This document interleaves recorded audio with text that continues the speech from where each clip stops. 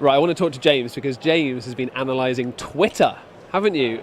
Can you tell me all about this project? So basically, I've created a code which can analyse and run through Twitter accounts. I've created two versions of this code. So one is for analysing individual accounts in really great detail.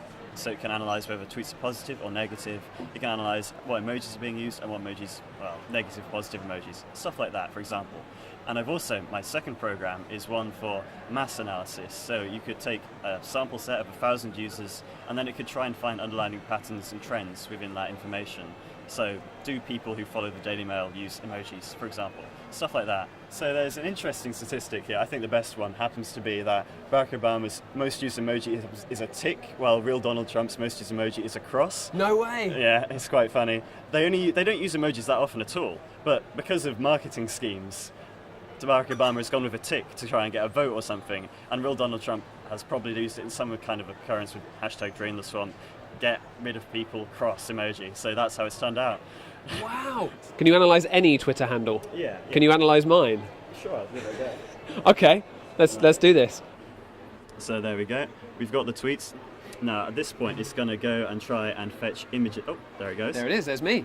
So the only problem with this thing is that it requires internet access to fetch images, so that's the only thing which takes time. The rest of it is basically almost instantaneous. Gosh. So we see now, at the moment, I'm not sure where you are in the world, so this time scale may be off a few minutes, but that can be edited, so we can shift over one or two places to make a more accurate representation of where you are. So we can go into your tweet content. So what style of tweets have you used? So the majority of your tweets are standard. So you just plain tweets and so on. Okay. You've got. I wouldn't call them plain tweets. Yeah. I mean high carefully quality, crafted, high quality tweets. Yeah, absolutely high quality. Customized. Yeah. Yeah. Your favourite emojis overall? You seem to use a lot of very positive emojis. There's a lot of loaves of bread because I've just done a new podcast called Oh, The Best really? Thing Since Sliced Bread. Plug. Okay. So fair enough. that's that. You've got a nice percentage of replies to other users, so you're very interactive on Twitter. You've got a nice percentage of retweets and quotes as well. Possibly, a high percentage of quotes, that's above average, so that's probably because you're a journalist and you're quoting other people in a way, I suppose. And can you do the thing about the positive versus negative language? Oh, yeah, I've got tweets up, Please be positive, please be positive. Yeah, very positive. Yeah, you're what's above that? average. 66%. Oh, okay, so that's 32% positive and Okay. only 1.9% negative. And Great yeah. stuff.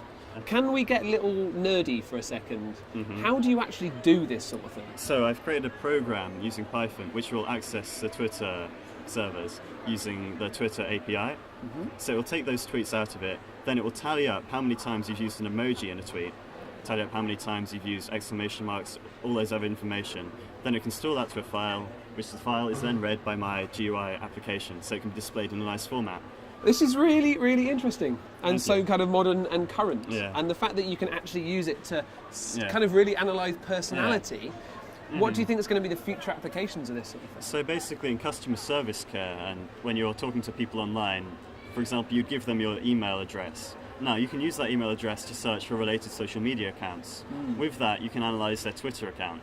And when you've got all that information, you know what they like, you know what they dislike. Wow. And this has already been done currently, but they haven't analysed it. They haven't added this extra step of analysation.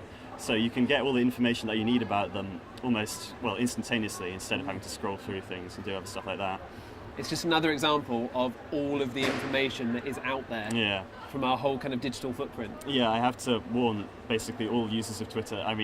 All this information is out there. If you are very interactive with Twitter, you're giving away an awful lot of stuff. So 18 years old and already a master of not just social media, but essentially the future of analysing social media. Well, that's a very high praise. I bow down to you, sir. I bow down to you. Great to meet you, thanks. Yeah, thank you.